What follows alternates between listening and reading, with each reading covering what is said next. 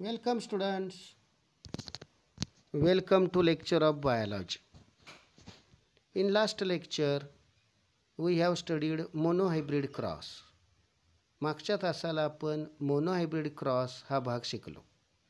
Monohybrid cross म्हणजे काय, तो कसा लिहायचा, तो कसा सांगायचा, एक्सप्लेन करायचा. मोनोहायब्रिड क्रॉसमध्ये आपण एक एक्झाम्पल घेतलं. प्युअर टॉल पीचा क्रॉस प्युअर डॉर्फ पी बरोबर केला आणि त्यामध्ये त्या दोन पॅरेंटपासून F1 जनरेशन तयार केली. या F1चं सेल्फिंग करून F2 जनरेशन तयार केली आणि F2 जनरेशनमध्ये आपल्याला ऑफस्प्रिंगचा फिनोटायपिक रेशो मिळाला 3:1 आणि जिनोटायपिक रेशो मिळाला 1:2:1. त्या फिनोटायपिक रेशोचा 3:1चा अर्थ काय, तर 3 टॉल असेल तर 1 डॉर्फ. म्हणजेच 4 प्लांट F2मध्ये तयार झाले तर त्यातले 3 टॉल जन्माला येणार आणि 1च डॉर्फ जन्माला येणार. याचाच अर्थ काय, 100 प्लांट्स असतील तर 75 टॉल जन्माला येणार, 25 डॉर्फ जन्माला येणार. याला म्हणायचं 3:1 रेशो.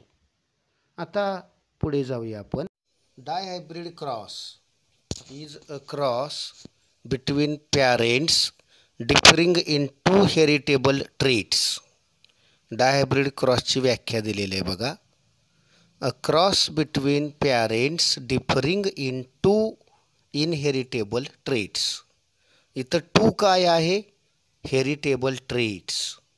आणि मी मागच्या मोनोहायब्रिड क्रॉसच्या वेळी सांगितलेलं होतं, हेरिटेबल ट्रेट्स म्हणजे सजीवाची अशी वैशिष्ट्ये, बॉडी कॅरेक्टर्स की जी मागच्या पिढीतून पुढच्या पिढीकडे पास होतात, दिली जातात, त्यांना म्हणायचं हेरिटेबल ट्रेट्स, म्हणजे मराठीत अनुवंशिकतेची वैशिष्ट्ये. आता या क्रॉसचं वैशिष्ट्य काय, तर असे पॅरेंट्स 2 घेतले की ज्यांच्यामध्ये 2 हेरिटेबल ट्रेटमध्ये फरक आहे आणि म्हणून 2 अशा अर्थानं डाय असा शब्द यामध्ये आहे. So dihybrid cross means a cross between parents differing in 2 heritable traits. इथं 2 जो शब्द आलेला आहे त्यासाठी इथं डाय शब्द आलेला आहे. डाय हायब्रिड याचा अर्थ 2 हायब्रिड असा घ्यायचा नाही. डाय हायब्रिड याचा अर्थ असा क्रॉस केलेला आहे की ज्यामध्ये 2 हेरिटेबल ट्रेट्समध्ये पॅरेंटमध्ये फरक दिसतो आहे. तर असे कोणतेही 2 हेरिटेबल ट्रेट्स आपण घेऊ शकतो डायहायब्रिड क्रॉससाठी. मागच्या लेक्चरमध्ये मी सांगितलेलं आहे की मेंडेलनं वाटाण्यामध्ये 7 वेगवेगळे हेरिटेबल ट्रेट्स पाहिले आणि या 7 ट्रेटमध्ये कॉन्ट्रास्टिंग ट्रेटच्या, कॉन्ट्रास्टिंग कॅरेक्टरच्या 7 जोड्या त्यानं अभ्यासल्या. आता जोड्यांमध्ये एक डॉमिनंट आणि दुसरं रिसेसिव्ह कॅरेक्टर त्यानं कन्सिडर केलं आणि त्याचं आपण मागच्या लेक्चरमध्ये डिस्क्रिप्शन पाहिलेलं आहे की टॉल आणि डॉर्फ, वाटाण्यामध्ये टॉल आणि डॉर्फ ही एक हेरिटेबल ट्रेटची जोडी आहे. मग ट्रेट कुठला आहे, height of the plant. Height of the plant हा एक हेरिटेबल ट्रेट झाला. त्यामध्ये 2 कॉन्ट्रास्टिंग कॅरेक्टर्स टॉल आणि डॉर्फ. त्यामध्ये डॉमिनंट कोण आहे, टॉल. आपण मोनोहायब्रिड क्रॉस शिकताना मी सांगितलं डॉमिनंट टॉल आणि रेसेसिव्ह डॉर्फ. आता याचं एक्झाम्पल काय घेतले बघा. Dihybrid cross example, a cross between pea plant having pure round yellow seeds.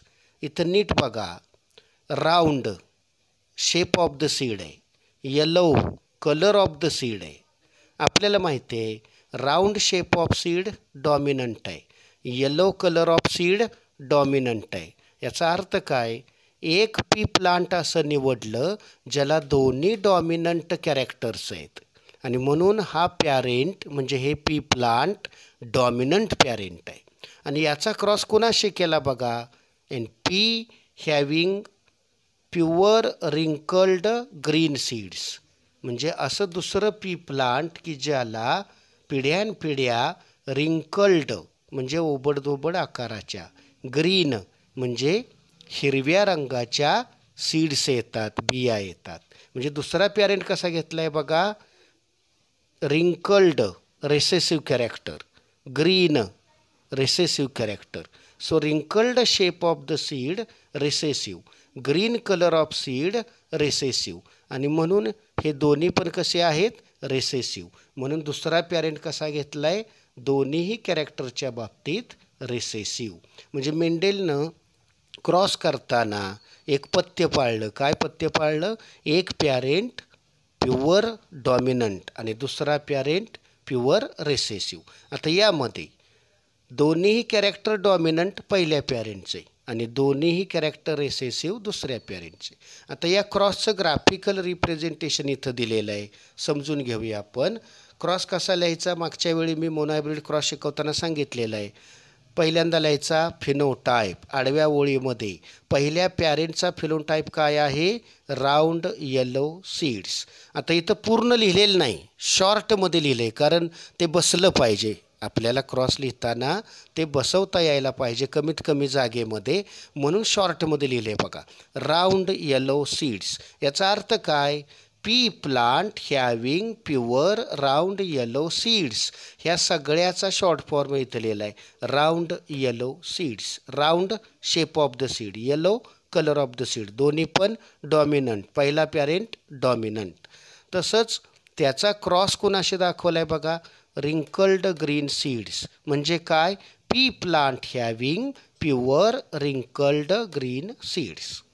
हा झाला फिनोटाईप, म्हणजे कॅरेक्टर शब्दामध्ये आपण मांडलं, जे आपल्याला दिसतंय ते आपण लिहिलं, अशा अर्थानं हा फिनोटाईप लिहिला. त्यानंतर या फिनोटाईपचे जिनोटाईप्स बघा. हे पॅरेंट्स प्युअर आहेत, प्युअर असल्यामुळं राऊंडसाठी कॅपिटल आर अक्षर मेंडेलनं वापरलेलं आहे, येलोसाठी कॅपिटल वाय अक्षर वापरलेलं आहे. आणि जिनोटाईप लिहिताना मागच्या वेळी मी सांगितलं की अक्षरांची जोडी येते, कारण मी मागच्या वेळी सांगितलं होतं की कुठलंही कॅरेक्टर किंवा ट्रेट सजीवाच्या बॉडीमध्ये असणाऱ्या पेअर ऑफ फॅक्टरवर अवलंबून असतं. आणि म्हणून प्रत्येक कॅरेक्टरसाठी फॅक्टरची जोडी असते, जीनची जोडी असते. म्हणून राऊंड कॅरेक्टर येण्यासाठी कॅपिटल आर, येलो सीडसाठी कॅपिटल वाय. तसं रिंकल्ड ग्रीन सीडसाठी स्मॉल आर, कॅपिटल आरचं small letter, small Y, capital वायचं स्मॉल लेटर. आणि म्हणून इथं जेनोटाईप्स काय काय आले बघा, capital R, capital Y, small R, small Y. आता या जेनोटाईपच्या आधारे आपण या पॅरेंटचे गॅमेट्सचं पुढं लिहू शकतो. कसे लिहिलेत बघा, गॅमेट्स ऑफ द पॅरेंट्स म्हणजे गॅमेट्स, कॅपिटल आर मधला एक येणार कॅपिटल आर, कॅपिटल वायच्या जोडीमधला एक येणार कॅपिटल वाय. म्हणजे ह्या पॅरेंटच्या सर्व गॅमेटमध्ये काय येणार, कॅपिटल आर, कॅपिटल वाय. तसं या पॅरेंटच्या सर्व गॅमेट्समध्ये काय येणार, स्मॉल आर, स्मॉल वाय. कारण याच्याकडे कॅपिटल आर किंवा कॅपिटल वाय नाही, याच्याकडे स्मॉल आर किंवा स्मॉल वाय नाही. हे प्युअर आहेत म्हणून capital R, capital Y, small R, small Y. Pure आहेत म्हणून जिनोटाईप्स असा. आता हे दोन्ही गॅमेट्स एकत्र कुठे होणार, पुढच्या पिढीत. याला म्हणायचं फर्स्ट फिलियल जनरेशन F1. या पुढच्या पिढीमध्ये जिनोटाईप काय तयार होतो बघा, इकडचा हा कॅपिटल आर आणि इकडचा स्मॉल आर जोडी तयार झाली आणि जोडीवर कॅरेक्टर अवलंबून आहे. कॅपिटल वाय डाव्या बाजूचा, स्मॉल वाय उजव्या बाजूचा, इथं आला कॅपिटल वाय, स्मॉल वाय, जोडी तयार झाली, जोडीवर कॅरेक्टर अवलंबून आहे. आणि म्हणून कॅपिटल आर, स्मॉल आर असं जेव्हा एकत्र येतं तेव्हा जिनोटाईप बनतो कॅपिटल आर, स्मॉल आर. आणि बीचा आकार येतो राऊंड. राऊंड का, रिंकल्ड का नाही, कारण डॉमिनंट कॅरेक्टर राऊंड आहे आणि F1 मध्ये सगळं डॉमिनंट ट्रेट्स आपल्याला एक्सप्रेशन दिसतं. आणि म्हणून F1 मध्ये डायब्रिड क्रॉसच्या बाबतीत राऊंड सीड F1ला आणि येलो सीड्स F1ला. आणि म्हणून ह्याचा फिनोटाईप काय आला बघा, राऊंड येलो सीड्स. म्हणजे F1मध्ये फर्स्ट फिलियल जनरेशनमध्ये सर्वच्या सर्व कसे येणार, राऊंड येलो सीड्स. पण हा राऊंड पॅरेंटसारखा प्युअर राऊंड आहे का, नाही, तो आहे हायब्रीड. हा येलो पॅरेंटसारखा प्युअर आहे का, नाही, तो आहे हायब्रीड. आणि म्हणून हे काय आहे, हायब्रीड. म्हणून F1मध्ये सगळेच्या सगळे हायब्रिड्स तयार होतात. पुढं मेंडेलनं काय केलं, या F1चं सेल्फिंग होऊ दिलं, पुन्हा त्यामध्ये क्रॉस केला नाही. सेल्फिंग म्हणजेच काय, F1चा क्रॉस F1 बरोबरच. म्हणजेच F1मध्ये काय आलं, राऊंड येलो सीड्स. इथं घेतलं राऊंड येलो सीड्स आणि त्याचा क्रॉस त्याच्याशीच, म्हणून पुन्हा round yellow seeds. So round yellow seeds F1, त्याचा क्रॉस राऊंड येलो सीड बरोबर म्हणजे F1 बरोबरच. याला म्हणायचं सेल्फिंग. सेल्फिंग इथं दाखवलेलं आहे. F1चे जिनोटाईप्स त्याच्या खाली लिहायचे, capital R small R, capital Y small Y. इथं आपल्याला मिळालेला आहे जिनोटाईप, तोच इथं लिहिला. तोच जिनोटाईप इथं लिहिला, कारण F1चा क्रॉस F1 बरोबर. आता या जिनोटाईपपासून गॅमेट्स कोणकोणते तयार होतील, तर लक्षात घ्या, नंबर ऑफ गॅमेट्स कसे तयार करायचे, तर अक्षरांचे प्रकार मोजायचे. हा कॅपिटल आर स्मॉल आर अक्षरांचे प्रकार किती आले, 2. कॅपिटल वाय स्मॉल वाय अक्षरांचे प्रकार आले 2. 2 गुणिले 2 किती येणार, 4. म्हणजे 4 प्रकारचे गॅमेट्स हा F1 तयार करणार. ते कोणते बघा, capital R small R, capital R capital Y गॅमेटचा पहिला प्रकार. म्हणजे बीच्या आकारासाठी काही गॅमेटमध्ये कॅपिटल आर येऊ शकतो आणि रंगासाठी कॅपिटल वाय येऊ शकतो. म्हणजे इथं गॅमेटमध्ये 2 अक्षर आली का बरं, कारण 2 ट्रेट्स इथं अवलंबून 2 ट्रेट्स इथं घेतलेले आहेत आणि म्हणून 2 ट्रेटचे 2 फॅक्टर्स येणार गॅमेटमध्ये. म्हणजे आकारासाठी आर येणार आणि रंगासाठी बीच्या वाय येणार आणि म्हणून इथं कॅपिटल आर कॅपिटल वाय गॅमेटचा पहिला प्रकार. दुसरा प्रकार कॅपिटल आर स्मॉल वाय. असं काही गॅमेटमध्ये येऊ शकतं ना, की आकारासाठी कॅपिटल आर आला पण रंगासाठी बीच्या स्मॉल वाय आला. हा दुसरा प्रकार capital R small Y.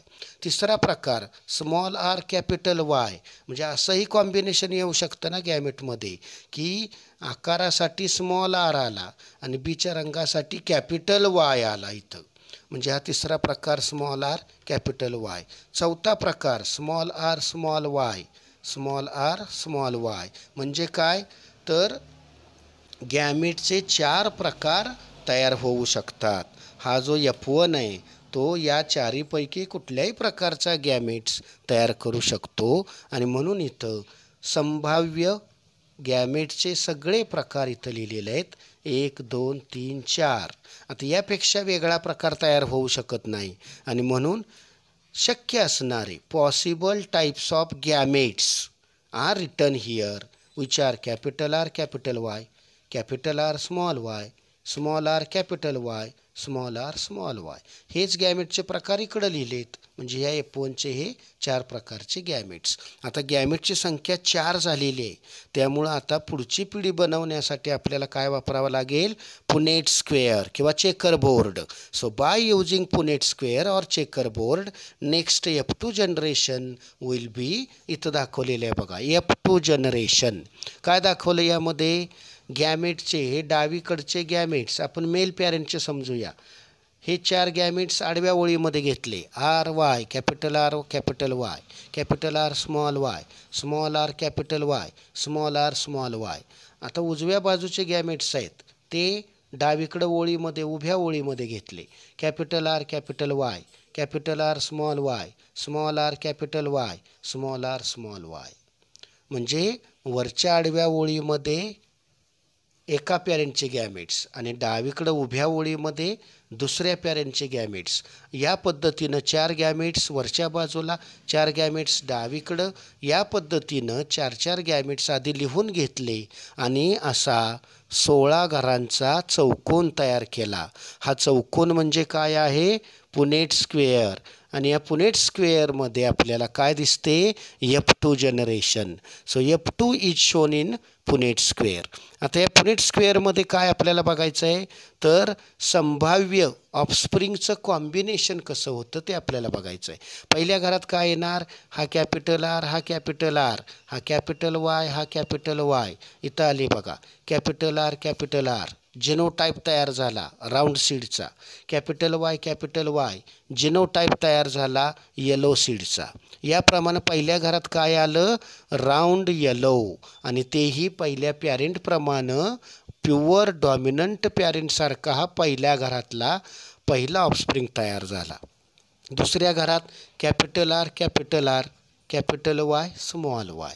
Phenotype काय येणार capital R pure round capital Y small Y yellow पण हायब्रिड येलो. पण प्लांट दिसणार कसं तो ऑफस्प्रिंग दिसणार कसा राऊंड सीडेड आणि येलो सीडेड. म्हणजे बीचा आकार राऊंड येणार रंग येलो येणार. म्हणजे वाटाण्याच्या या ऑफस्प्रिंगला सगळ्या बिया कशा होणार राऊंड येलो. तिसऱ्या घरात कॅपिटल आर इकडचा आणि स्मॉल आर इथला. मी मागच्या वेळी सांगितलं आहे कॅपिटल आणि स्मॉल हायब्रिड कंडिशनमध्ये जेनोटाईप आला की कॅपिटल अक्षर पहिल्यांदा घ्या स्मॉल अक्षर नंतर घ्या. एक रिवाज म्हणून किंवा ते दिसायला नॉर्मल वाटतं ना. स्मॉल आर कॅपिटल आर असं लिहिलं तर चुकलं नाही पण ते बघायला दिसायला विचित्र वाटतं आणि एक प्रघात आहे परंपरा आहे कॅपिटल अक्षर पहिल्यांदा स्मॉल अक्षर नंतर. म्हणून इथं काय घेतलं हा कॅपिटल आर हा स्मॉल आर हा कॅपिटल वाय त्याची जोडी. फिनोटाईप काय आला राऊंड येलो. आता चौथ्या घरात capital R capital Y small Y. Phenotype आला हायब्रिड राऊंड हायब्रिड येलो म्हणजे F1 प्रमाणे चौथ्या घरात आला. पाचव्या घरात capital R capital Y small Y हा कॅपिटल आर हा कॅपिटल वाय हा स्मॉल वाय एकत्र आले. याप्रमाणे सहाव्या घरात कॅपिटल आर स्मॉल वाय. इथं बीचा आकार आला प्युअर राऊंड पण रंग आला ग्रीन कारण स्मॉल वाय ग्रीन कलरसाठी आहे आणि म्हणून इथं कलर आला ग्रीन. म्हणजे सहाव्या घरात राऊंड ग्रीन फिनोटाईप आला. सातव्या घरात capital R capital Y small Y F1 प्रमाणे डाय हायब्रिड कंडिशन आली राऊंड येलो फिनोटाईप आला. आठव्या घरात capital R small Y round आणि ग्रीन असा फिनोटाईप आला. दोन्ही पण स्मॉल असतील रेसेसिव्ह फिनोटाईप. नवव्या घरात capital R capital Y round hybrid आला पण येलो प्युअर आला. त्यानंतर दहाव्या घरात capital R capital Y small Y F1 प्रमाणे हायब्रिड कंडिशन दोन्हीमध्ये dihybrid condition round yellow phenotype. अकराव्या घरात स्मॉल आर इथं स्मॉल आर आहे इकडं पण स्मॉल आर आहे त्यामुळे इथं आलं स्मॉल आर आणि पहिल्यांदा बीचा आकार काय आला रिंकल्ड.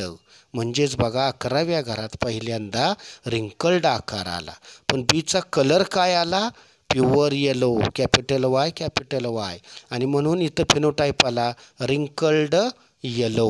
म्हणजे या ऑफस्प्रिंगच्या सर्व बियांना आकार ओबडधोबड रिंकल्ड आणि बीचा रंग काय येणार बियांचा येलो. बाराव्या घरात पुन्हा small R wrinkled shape capital Y small Y yellow colour मात्र हायब्रिड म्हणून इथं फिनोटाईप आला रिंकल्ड येलो. बाराव्या घरात रिंकल्ड येलो. आता तेराव्या घरात capital R capital Y small Y combination आलं. हा कॅपिटल आर इथं आला हा स्मॉल आर इथं आला हा कॅपिटल वाय इथं आला हा स्मॉल वाय इथं आला. फिनोटाईप आला राऊंड येलो F1 सारखा डाय हायब्रिड.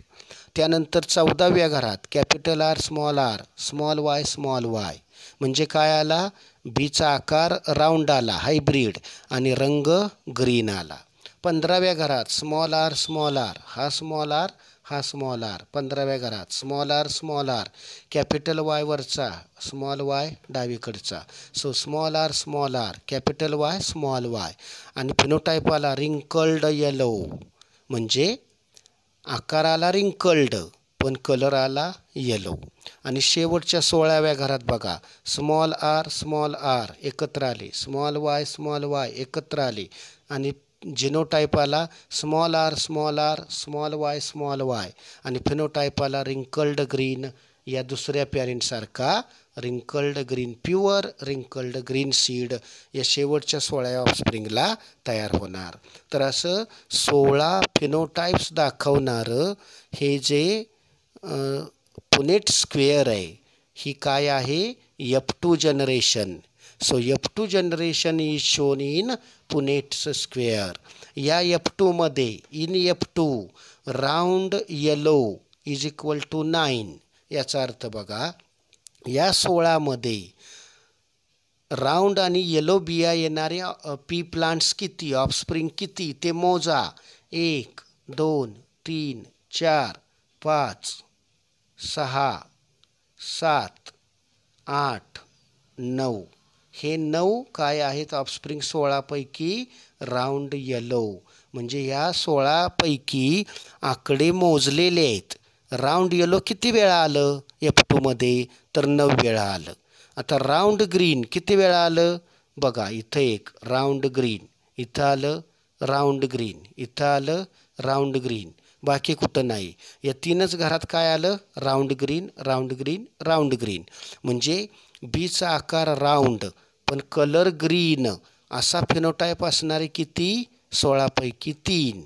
तसं रिंकल्ड येलो किती वेळा आलं बघा wrinkled yellow wrinkled yellow wrinkled yellow 16 पैकी 3 घरामध्ये काय आलं रिंकल्ड येलो आणि म्हणून wrinkled yellow is equal to 3 असं लिहिलेलं आहे. आणि रिंकल्ड ग्रीन दुसऱ्या रिसेसिव्ह पॅरेंटप्रमाणे किती आलं 1 आलं. एकाच घरात रिंकल्ड ग्रीन आलं शेवटच्या घरात आणि म्हणून आपल्याला इथं रेशो काय मिळाला 9:3:3:1. याचा अर्थ काय बघा 16 पैकी 9 म्हणजे 100 पैकी किती 56.5. 16 पैकी 1 म्हणजे किती 6.25%. त्याप्रमाणे आपण जर बघितलं टक्केवारीत जर हा रेशो मोजायचा म्हटलं तर बघा राऊंड येलो किती आलं 56.5. राऊंड ग्रीन 3 आलं म्हणजेच 18.75% राऊंड ग्रीन आलं. रिंकल्ड येलो 3 आलं म्हणजे 18.75% रिंकल्ड ग्रीन आलं. रिंकल्ड येलो आलं. रिंकल्ड ग्रीन किती आलं एकच 16 पैकी 1 म्हणजे 6.25%. तर हा रेशो आपल्याला सांगतो की पुढच्या पिढीमध्ये जन्माला येणाऱ्या ऑफस्प्रिंगचं प्रमाण किती असेल.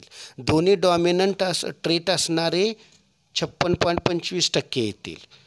एक डॉमिनंट दुसरा रेसेसिव्ह असणारे 18.75% येतील आणि दोन्ही रेसेसिव्ह असणारे फक्त 6.25 येतील.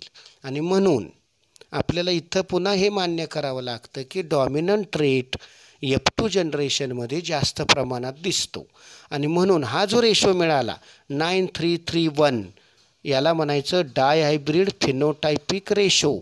तो किती आला 9:3:3:1 आणि या रेशोलाच डायहायब्रिड रेशो असं मेंडेलनं म्हटलं. So this is dihybrid ratio. आता या मोनोहायब्रिड क्रॉसमध्ये आपण काय केलं होतं जिनोटायपिक रेशो पण काढलेला होता. पण इथं जिनोटायपिक रेशो आपण बघितला तर 9 प्रकारचे जिनोटाइप्स यामध्ये दिसतात आणि त्यामुळं तो जिनोटायपिक रेशो फारसा महत्त्वाचा मानला गेलेला नाही.